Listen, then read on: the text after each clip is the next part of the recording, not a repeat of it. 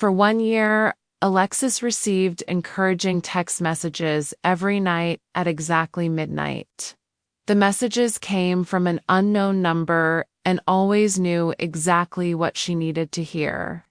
When Alexis finally traced the sender, she discovered something impossible. The person texting her every night was her father, who had been dead for 5 years.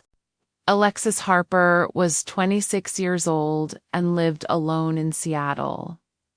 5 years earlier, her father Marcus had died in a plane crash. Alexis was only 21 when it happened, and she never got to say goodbye. Marcus was traveling for work when his small plane went down in a storm. His body was never recovered from the ocean. Alexis blamed herself for their last conversation. They had argued about her dropping out of college to pursue art. "You're making a huge mistake," Marcus had said angrily. "I'm disappointed in you, Alexis." Those were the last words her father ever spoke to her. For 5 years, Alexis carried this guilt and pain in her heart. Alexis's life had been falling apart for months. She lost her job at the art gallery due to budget cuts. Her longtime boyfriend Ryan had broken up with her. Alexis was struggling to pay rent and felt completely alone. She had no close family left. Her mother had died when Alexis was 16. Alexis spent most nights crying and wondering what her father would say. Would he still be disappointed in me? She thought. Would he help me figure out my life? Alexis missed having someone who cared about her future. She felt lost, scared, and completely abandoned by the world. On a particularly bad Tuesday night, Alexis was crying in her apartment.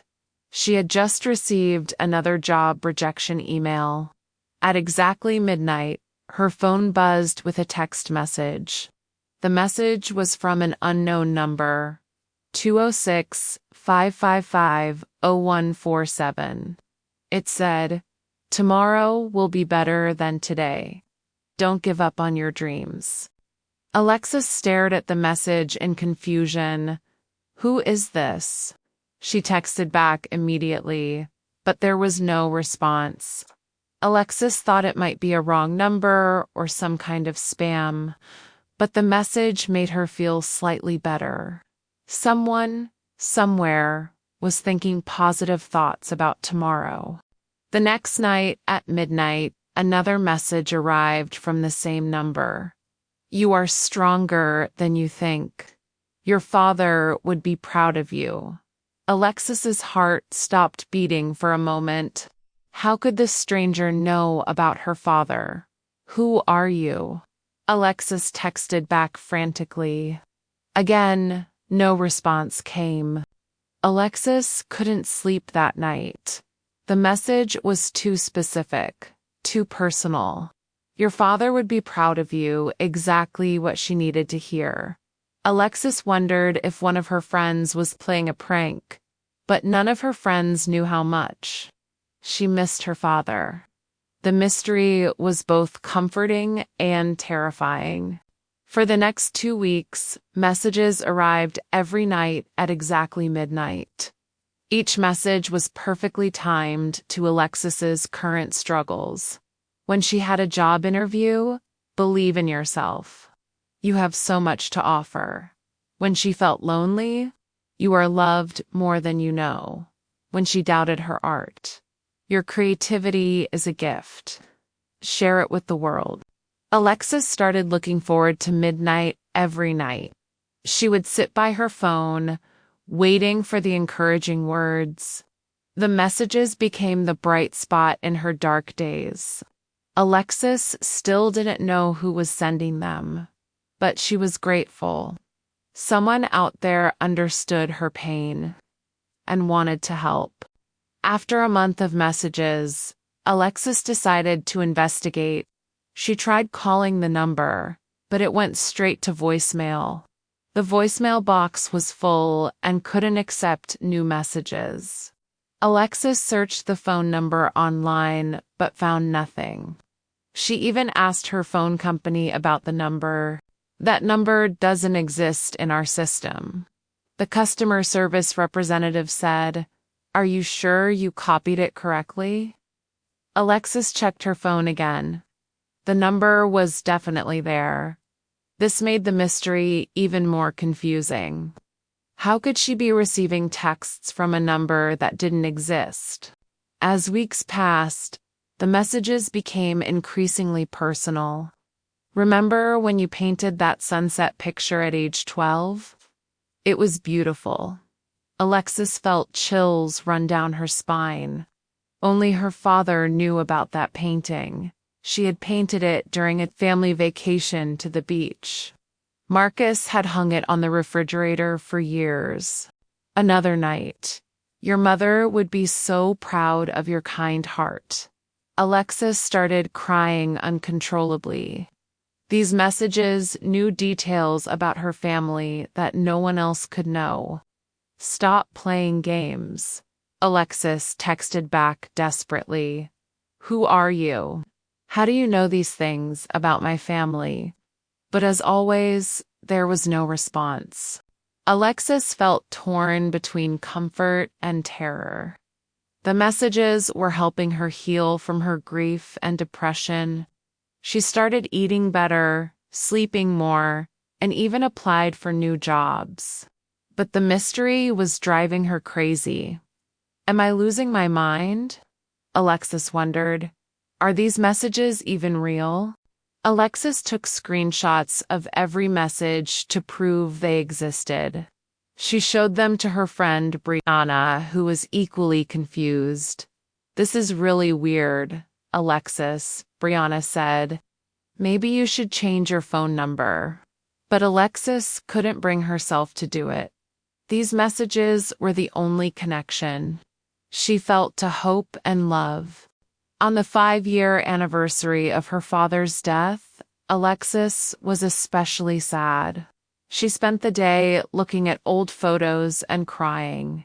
At midnight, a longer message arrived. "5 years ago today, I had to leave you before I was ready. I never got to tell you how sorry I was for our argument. I was never disappointed in you, Princess. I was scared for your future." Alexis dropped her phone and started shaking. Princess was what her father always called her.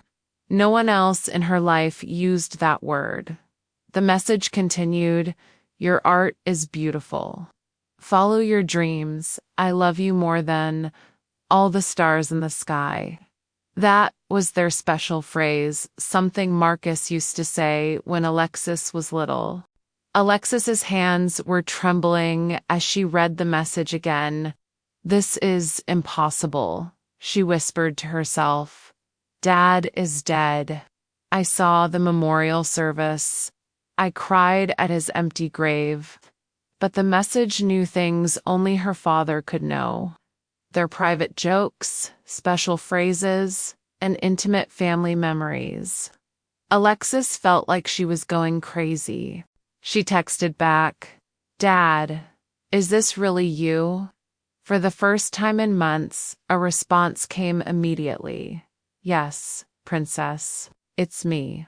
Alexis started crying so hard she couldn't breathe. "But how? You died 5 years ago. How is this possible? I don't understand it either, but somehow I can reach you through this phone." The conversation continued through the night. Marcus explained that he didn't understand how he was able to text her. "After the plane crash, I found myself in a place I can't describe.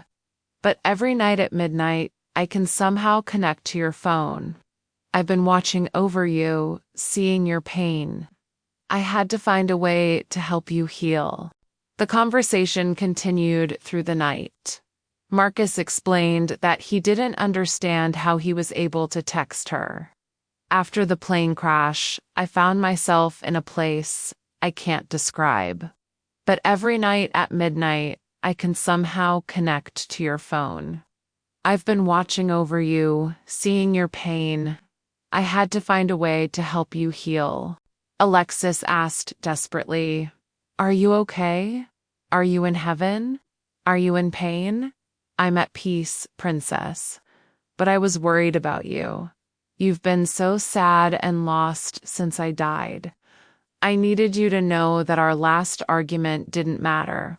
I love you unconditionally, and I'm proud of the woman you've become." For the next few weeks, Alexis and her father texted every night. Marcus gave her advice about job interviews and relationships. He told her stories about her mother that she had never heard. "Your mom and I are together," he texted one night. "We watch over you every day." Alexis felt healing happening in her heart for the first time in years. But Alexis noticed the messages were getting shorter. "Dad, are you getting weaker?" she asked. "I think my time to connect with you is ending," he replied. "But you don't need me anymore. You're strong now. You're going to have a beautiful life, princess," Alexis cried, knowing their miracle connection was coming to an end. On a cold Thursday night, Alexis received what would be the final message. "Tomorrow, you're going to get a phone call that changes your life. Take the job offer. It will lead you to your future husband. Paint again. The world needs your art. Take care of yourself, eat vegetables, get enough sleep, and remember, I am always with you, even when you can't see me." Alexis texted back, "Don't go, Dad. I'm not ready to say goodbye again. This isn't goodbye, princess. This is see you later, when your time comes many years from now. I'll be waiting for you. Until then, live fully, love deeply, be happy.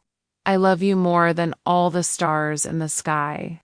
The messages stopped coming that night. The next morning, Alexis's phone rang. It was the Seattle Art Museum offering her a job as a curator. "We saw your portfolio online and were impressed," the director said. "Would you be interested in starting next week?"